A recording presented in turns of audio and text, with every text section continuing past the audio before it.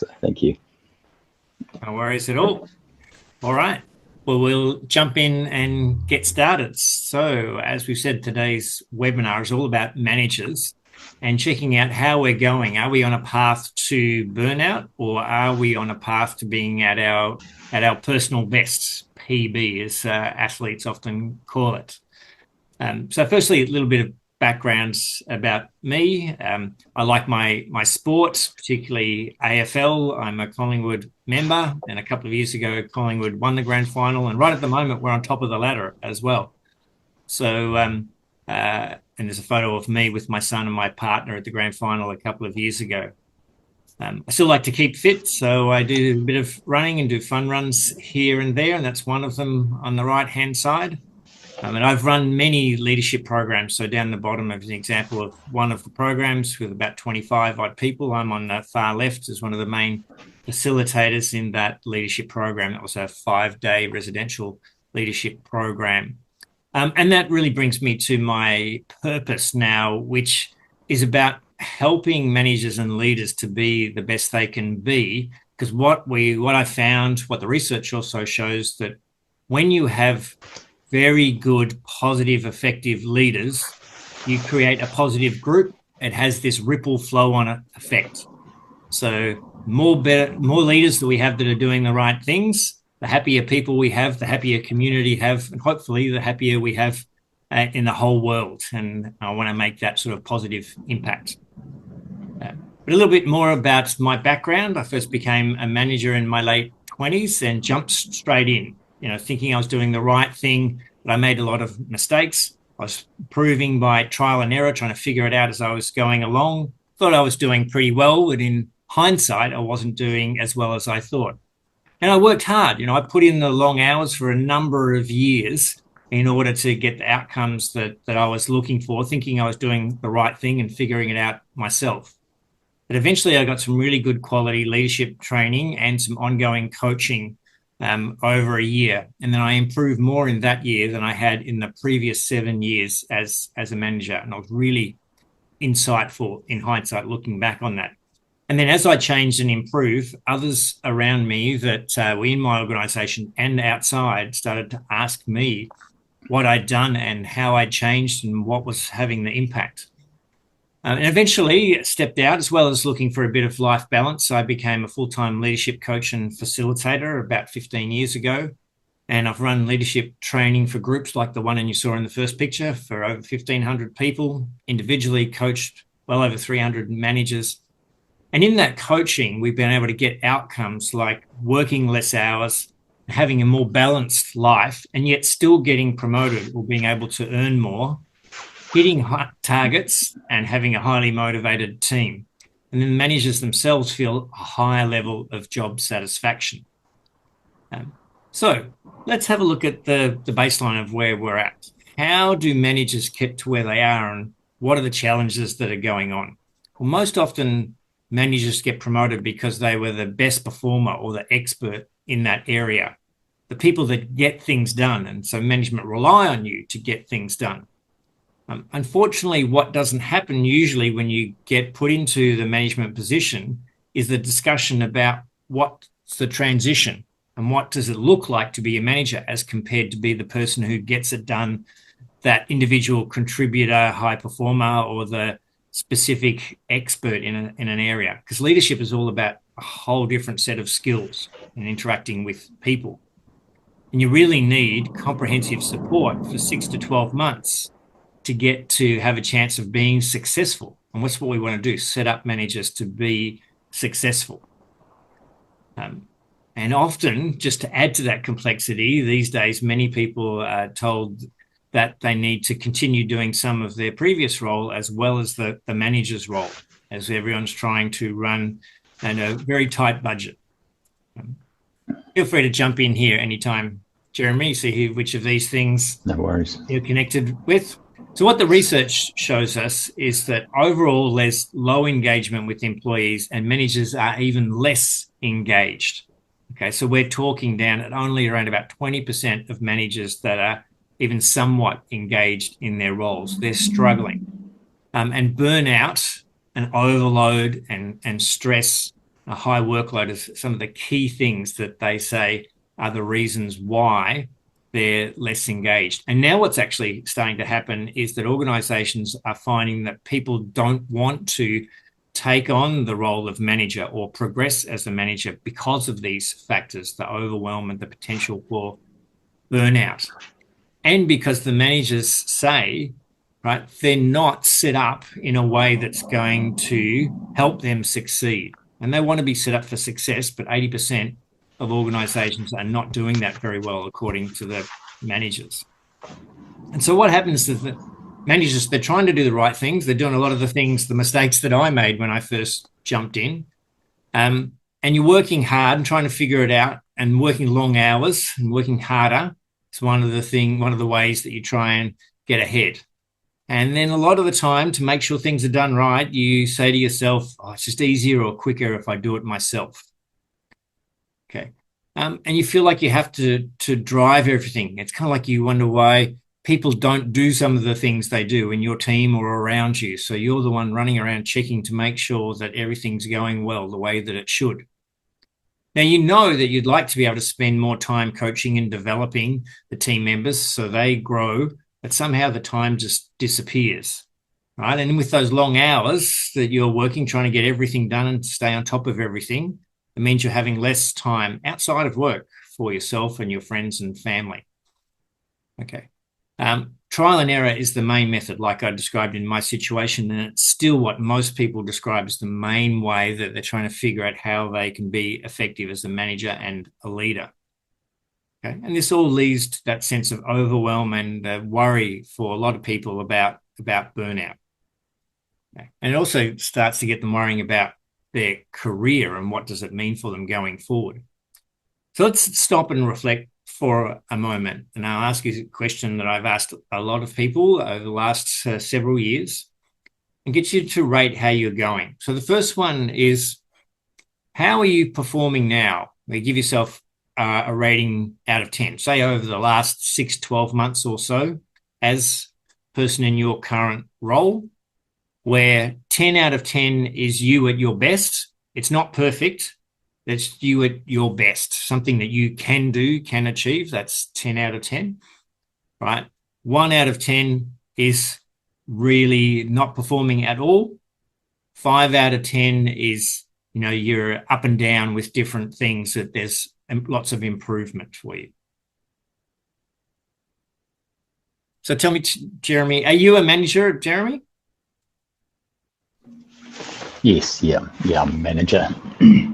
Fantastic. I've probably been a manager for about 20 years now in some form or another. Right, okay. So have you worked through many of these things, done some courses, done some trial and error and trying to figure things out yourself over that time? Yeah, so there's a lot of information out there. I've been to a number of dedicated courses for growing leadership. Was also involved with defence for a while, and they're quite big on growing leadership as well. Yes, so they are. Yeah, Melbourne Business School's been doing a lot of work in there for a long time, haven't they? Yeah.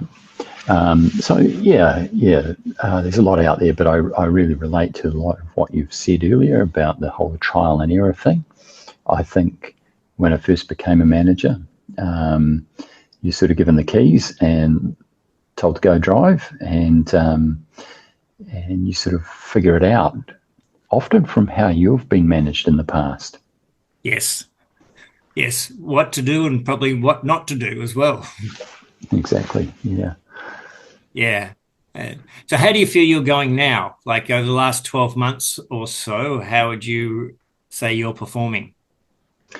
Yeah, look, I feel like I'm probably up close to the top end of the scale.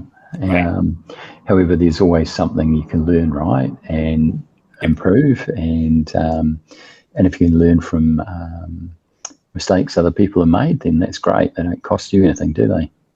Well, that's right. That's a smart way to do it. Okay. Yeah, so it's good. Well done. So you have got through a lot of the stuff that I'm talking about, and so we'll go through here. But again, please jump in if there's specific areas that you want to understand more about or focus on. please just jump in and let me know and ask those questions. Sure will. So a couple of other things to reflect on here are how you're going with the hours that you work per week. 10 out of 10 would be that you've got the boundaries and the balance exactly that you want. 1 out of 10 would be it's completely out of control. And 5 out of 10 is it's more than I want to work, but it's it's not too out of control, but it's hard to make it sustainable. Even 5 out of 10 is unsure whether it's going to be sustainable over a period of time. And then the other thing to think about is, do you have all the tools and resources that you need to be at your best? And do you have those at your fingertips? As you said, there's a lot of information out there. So it's not like there's a lack of information available. What we find, though, is that even people that have been to quite a few courses or find a lot of the information and tools out there that's available on the internet, etc., TED Talks and all these things, they look at them a little bit like a shiny object that's caught their attention. And then they might even download it. They might even get the email to the recording of this webinar as an example. But often they either don't read it or don't look at it properly or really skim through it. And then when it comes to a situation in their work environment where they need to use those tools or resources, they actually don't know where they are or what to do. So they go back to the ad hoc trial and error. So this one's about reflecting in, do you have the tools at your fingertips so that you know how to use them in different situations, like dealing with conflict, giving effective feedback, performance management, these sorts of things. So they're some really interesting things to reflect on. And again, feel free to jump in, Jeremy, when you'd like to. So in asking these questions of people, what I've found is that over 80% of managers rate themselves between 3 and 6. Okay. And yet almost all of those want to be 8 to 10 out of 10 every day, but they don't really know how to get there. They're still relying on that ad hoc trial and error approach. Now, what it looks like is that if you're down around 3 or up and down a bit, you hit 3 sometimes, it means that your confidence is typically low. You've got a high workload that you can't see changing. You're doing most of the hard and complex work for the team and keeping the standards up, and you're just busy every day in just getting things done and fixing the problems, and you're worried about burning out. And that's when managers start to think about whether they want to leave that organization or that role. When you get a bit higher, around about 6 out of 10, it can be on more of a confidence roller coaster. So some things might go well at times and your confidence goes up, and then you fall behind or something else happens and your confidence goes back down and you're a bit all over the place. You have access to some information. You maybe done some courses, read some books, got some information, but it's not sticking. So you fall back into old habits, fall back to that ad hoc way of approaching things, and you have very limited, if any, strategic time and time growing and developing others. So there's still this element of stress, and usually that also comes in with a concern about where's my future, where's my career going to go, because I don't know how I could take on more responsibility and keep operating the way that I'm going. But ideally, what we want is for managers and leaders to consistently have very high confidence, be able to engage others and empower them, and yet still be able to hold people accountable, be able to step back and see and think strategically and add value across the organization, and be proactive in how you're approaching things rather than just reactive all the time. So here's the traps that managers fall into when they come out of that scenario. They end up thinking it's easier to do it myself. And when I do it, I know it'll be done right. Okay. And in that very instance, in that specific moment, it's correct. But overall, in terms of getting to your best as a leader and having a high-performing team, it means that you're getting in your own way. You're sabotaging yourself, right? And you're rescuing the others, and you're not setting anyone up for success in that way. So here's some of the things that the traps that managers fall into, and they think that they're doing the right thing. So one of the things is they want to have a high performance for their team. So anytime they see where the performance standards aren't up to scratch, they step in and fix the situation, improve the quality of the work, take over what's happening so that it meets the standards required, and then the whole team looks like they're achieving what they need to. Sounds like the logical thing, but we'll get back to that in a moment. The next thing that a lot of managers do is when team members come to them with any questions, they give specific, clear, direct answers to those. And I did this for a long time. It was one of the ones that I found it hardest to overcome. But it actually is not the best way to go about things when you're a manager and a leader. In the same way is that managers, for example, when they're delegating, can be very specific about telling people what to do step by step, okay? Unfortunately, this doesn't lead to the most engaging environment and people being high-performing within their teams. So we need to stop these things because even though they seem logically like the correct things to do, they're actually getting in the way of managers being at their best, and it creates more work for the person in that management role, which will lead to overwhelm and burnout and potential derailing of your career. So how exactly did this happen? Well, what happens is that, first of all, many people get thrown in the deep end. As you said earlier, Jeremy, it's kind of like, you've been good in your role, here's the keys, off you go. Throw you in the deep end.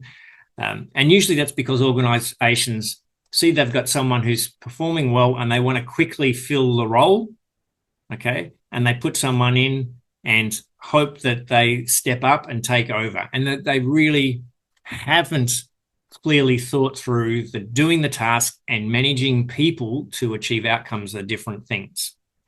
And they also tend to be worried about if we spend a whole lot of money on training people in any way, shape or form, especially management, then they might leave in a year or two, and all that investment in them, the organization might feel, has been wasted. Okay. So the middle track is where you're still relying on trial and error. You've given some level of training or support, but it's very ad hoc or high level, a day here, a couple of days there. There's an idea that they'd like to give you more support, some coaching, some mentoring. It's too expensive for the first level of management, usually. Team leaders, managers, even into middle management, sometimes senior management get it. And so it's very difficult for managers to be able to improve. Okay, so it's a very slow trial and error process, and they're not using a lot of the information that they've learnt through the different programs. What you want is to be set up for success. We have the fast track, okay, where you're delegating effectively, developing the team, because you've put all these things in place and there's clear ongoing support and development and structure and proven tools that you can put in place and create new habits as a leader. So one of the options here is to look at something like a model like I use, which is a first level of self-leadership, looking at your identity and who you want to be as a leader and getting that clear, and then what impact you want to have and also what impacts you as a leader. Then there's people leadership, making that leap from being the person doing the work to being the person who leads others to do the work. And the foundation of that is building trust, okay, which is not focused on anywhere near enough. And then there's strategic leadership, where it's about aligning the team firstly, and then aligning within the whole organization, the team, and making that connection. And then strategic acumen is thinking in a big picture view from a strategic perspective and being able to add value to the organization.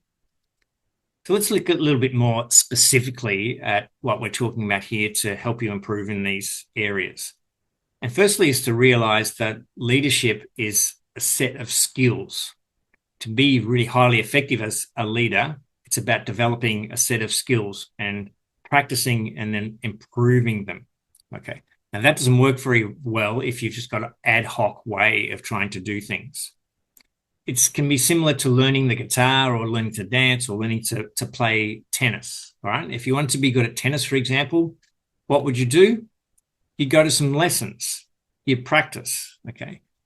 What you would not do is just watch some videos on YouTube, read a book, and then go down to the local club and say, all right, I'm going to join in a competition now and I want to play because I think I'll be all right and I'll try and figure it out as I go along. But leadership and management developers more like that second approach rather than what we would normally do if you wanted to be good at tennis, which is get some tennis lessons and practice and go back to the coach and then practice on the specific skills that you need to improve in. So let's look at 3 key things and keep that idea of building skills in the back of your mind as we're going through. So firstly, it's about creating a team environment that's based on trust. Secondly, it's about finding and using those proven leadership processes.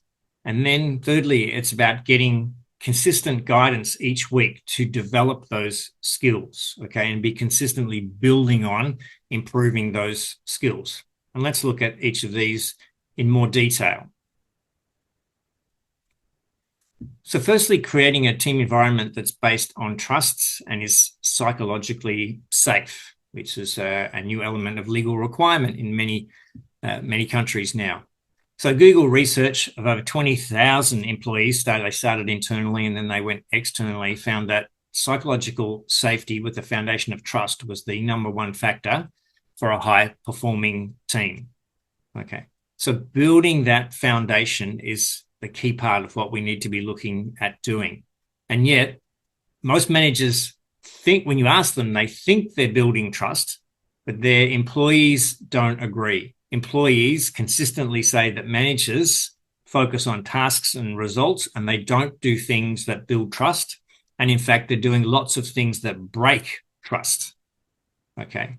And so most managers, when you ask them about some of these things that the employees have mentioned, they don't realize or understand that these small things are breaking trust. One of the most common examples is when managers book time to have a one-on-one discussion with one of their team members and they're either late, they cancel or reschedule or just don't show up. Okay, so employees tell us that that has a big impact on the relationship with their manager and the trust. Now, if that happens 2 or 3 times across a year, employees tell us that means that they feel like the manager is putting other things ahead of them. So in other words, they're not important. Other things are more important. And if you ask the managers, they'll say, oh, there was a crisis. There was something that came up. That's something that I had to deal with. And that can be true. On the other hand, they're not considering how that is breaking trust. And if this is happening in a whole lot of little ways, then you've got a whole lot of cracks in terms of that level of trust. Okay. And without that trust, you're not going to get a high-performing team. So it becomes for a manager to really think about, how am I building trust? How am I showing that I trust the people? How am I behaving and interacting so they build their trust in me? And asking yourself that question over and over. So the next one here is about proven leadership processes. I'm just talking through this, Jeremy, so jump in. Happy to have questions or thoughts or comments. How's it going for you so far? Yeah, no, that is interesting. I think, like you're saying, the value, like around the one-on-ones, you often come from a background where you're involved in the day-to-day, fixing things and sorting things out, right? And so when you're taking those first steps into management, you often have to make those decisions about what things you do and what things you don't do. Yep. And so often when you're looking at that and you've got a one-on-one scheduled with a staff member, you're thinking, well, I just met with them last month, so I've got that coming up today, but I really need to do this other thing. What you don't understand at that time is what the flow-on effect of cancelling that meeting is going to be. So no one's really taught you that, or has sort of associated that meeting and the breaking of that trust with what is that impact of that doing, and how's that undermining yourself. So it's interesting. That's, I guess, something that your coaching helps with, I suppose. Yes, absolutely. It's getting people to think about these different types of situations and interactions in a different way, rather than just the standard one, well, I've got to fix this problem, they'll understand. It's being able to step back and reflect, and being involved in the coaching helps people to either have someone ask them those questions, or to step back and do more of a reflection with some guidance on those situations. Yep. Yeah. And same heads into this one, as you've mentioned, throwing you the keys when you first step into the management role. Most managers, right, they have initial confidence when they go into the role, and they deal with things ad hoc as they come up, and often they're looking at, well, what's been my experience? What have the managers done around me in the past? What worked and didn't work? But if we do things ad hoc, it doesn't develop your skills very quickly. And what's the best way? Again, you mentioned it earlier, Jeremy, if we can learn from somebody else. So the same thing applies here. If we can learn from somebody else, then that speeds up, that fast tracks our growth without us having to make all of those mistakes or invest that time and effort and resource. So that's what we're looking at here. And yet, of the thousands of people that I've spoken to over 15 years, the vast majority of people do not know, or haven't been given, when they go into a management role or anywhere along their management role, all of the tools and approaches they need that have been proven to work by others to be successful as a manager. So it's really the things that you should be given. And it's like looking at it, if you're looking at building a house, you wouldn't want a builder who just kind of figures it out as they go along. You want somebody who has got a proven method, somebody who does all the plans and documents it all, and it's got the processes and shows you all that, and then follows it all the way through. And that's what you should be looking to develop as a leader, rather than trying to figure it out by trial and error and dealing with things ad hoc as you're going along. When I ask people, right, so what's your model for giving effective feedback? How do you know that it's effective feedback? What's the difference between effective feedback and a compliment or a thank you or just a general discussion? They don't know. When I ask people how they go with delegation, a lot of people say they struggle with delegation. They struggle to get other people to take on the responsibility and accountability, and yet they don't have a documented, repeatable process on how they delegate that's going to help them to be effective each time. So they're just a couple of examples. And then it's about getting the expert guidance consistently to develop your leadership skills from somewhere, anywhere that you can get that support. Okay. And it's like, if we go back to the simplicity of developing the skills, it's like talking to your tennis coach, talking to your guitar teacher, okay, and having that discussion so you can see what you're doing, where you're at, where you're improving, where you need to continue improving, and they can give you guidance or challenge you or push you so that you continue to develop your skills. But if you're trying to figure it out yourself, you'll eventually get there. And it sounds like you've got there over your 20 years, Jeremy. But you'll get there faster if you've put that, if you've got that guidance around you. And I love sports, as I said earlier. So sports teams, sports individuals are a great example. They put a team around them and they get a huge amount of feedback and input from different people in order to be at their best, in order to get their best outcomes, whether it's their best time in swimming, whether it's their best performance in tennis or Formula One, whether it's a team like Collingwood or the Warriors in the NRL. That's how they go about it. So we can look at it the same way if we want to be at our very best as a manager and a leader. One of the key things to start with that I encourage people to do is to write your leadership vision statement. How do you want to be as a leader? What would be authentic to you, and how do you want, what kind of impact do you want to have on others? Okay, and using your strengths, your values, your own approach. You don't have to be anybody else. You can do it in your own authentic way. Most people don't do that. And then encouraging you as part of this process to get some sort of an accountability partner or expert guidance. You know, it could be someone that you know. It could be, there's mentoring programs sometimes within organizations. There's values, you know, there's definitely positives for having mentoring within organizations, whether it's formal or informal. There are downsides to that too, because sometimes you want to talk about how you're feeling in different types of situations within an organization where you want confidentiality.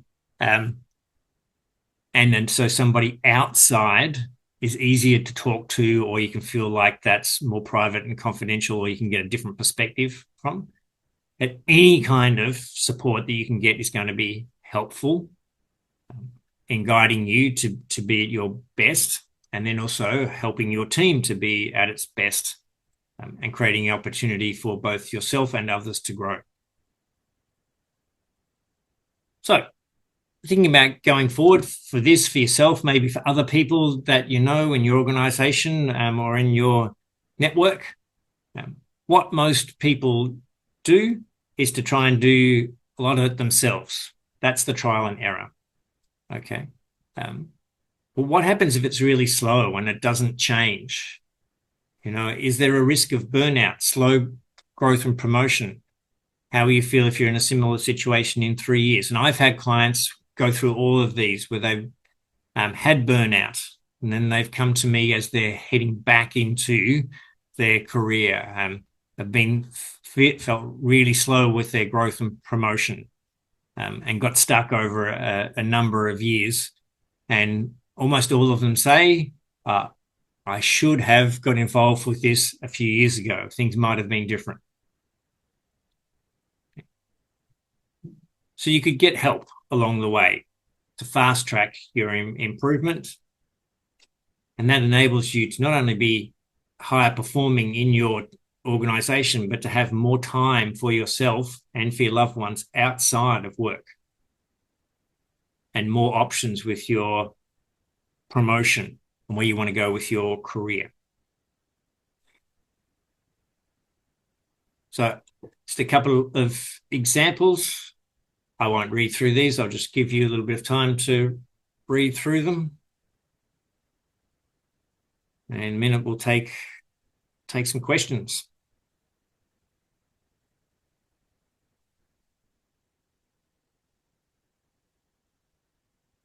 And this, you can see from Jude's example, it's not about intelligence or motivation.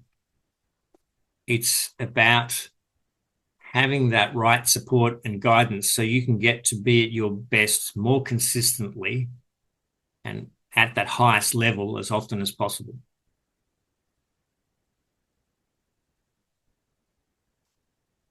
So I've set up where I've got very tailored high-level individual one-on-one coaching, but I've also, what I'm really focusing on is trying to help as many people as possible. So I've got now a coaching program that can go from 6 to 12 months, focused on those entry-level managers or middle managers that usually organizations don't spend a lot of money on. So I put it together to fit most budgets, a combination of online, asynchronous training, worksheets and the methodologies that I've been speaking about, as well as some live coaching. that can help people to get to fast track that improvement and get to their best as quickly as possible. I'm happy to have a chat with yourself or anyone to understand more about that or how that would work. My email address is there. But let's throw over to you about your thoughts. What were your thoughts about that information there, Jeremy? And any questions about anything to do with management, leadership that I can help you with? Yeah, no, that's really good, Michael. And I'll get you to send some information through to me after this at some stage, if that's all right. But just like you're saying, I just, it is like playing tennis. You can learn all you want to about it, but unless you're hitting the ball back, then you really don't get that experience. So real management comes from actually exercising the craft every day that you turn up to work, putting these things into place. And when you first start out, you hit the ball into the net or out of the court quite a lot. Yep. And so if you've got someone on the other side of the court who's on your team, sort of giving you immediate feedback, then that's huge help, because they can often see what you're doing wrong where you can't. All you can see is the results of what you've done wrong. And so having someone like yourself would be pretty valuable for a lot of people, that's for sure. Thank you. Yeah, I appreciate that you see that, and that what we've talked about here, or what I've talked about here, has helped you to see that. Sounds like that's been part of your experience. Have you had some coaching along the way? Yeah. But again, it's no matter, even I was going to say Tiger Woods as an example, he still gets coaching. Even if you're at the top of your game, you still need coaching, you still need advice, you still need to understand what's changing in the world around you. And so coach is a good way to do that. I'm not getting paid to say this stuff, by the way, for anyone else that listens to this. But yeah, hence me coming along. There's always something you can learn and understand if something is a good fit for you as well. Yeah. Yeah, fantastic. So that's good. So was there anything particularly that stood out as a reminder, or anything a little bit different that stood out from today that was helpful for you? Yeah, so that authentic, what's your leadership vision? Every organization's different, and they have different requirements. They have different people that you're working with, different pressures. And so how do you adapt your style to fit that organization? You can read as much as you want about it, but it's just refining your technique to fit that environment. I guess that's the key. And so again, that's probably where having someone there that you can trust, and sometimes that could be beneficial, having someone outside the organization that you can run things past, that doesn't have a vested interest in anything other than your success. And so it's pretty handy. Yes, spot on. And that takes some creating some time and space for yourself to have that reflection, to thinking about what is an authentic vision for me in this organization, and how do I shape it? How do I not let the organization shape me too much, pushing back the other way? And then occasionally there's times, where maybe there's just not the right match between, the values and the culture of the organization and your own personal values. Yeah, that's right. Sometimes you find that you become a master of tennis and then you end up on the squash court. And so all of the skills that you've got, you either have to relearn them, modify them, or get back into tennis. And Yep. Sometimes you have to make that decision, and it can be pretty hard if you're not ready for it. Yes, exactly right. Good way to describe it. Very good. Anything else that I can help you with? Any other questions? No, that's fine, Michael. Again, if you send me some details on what the plan looks like, and I'll add them into my thinking here, and we'll go from there. Sounds fantastic. So I'll do that. Great to meet you, Jeremy. Thanks for your time, and enjoy the rest of your day. You too. Thanks for that. Thanks. Cheers. Bye. See ya. Bye.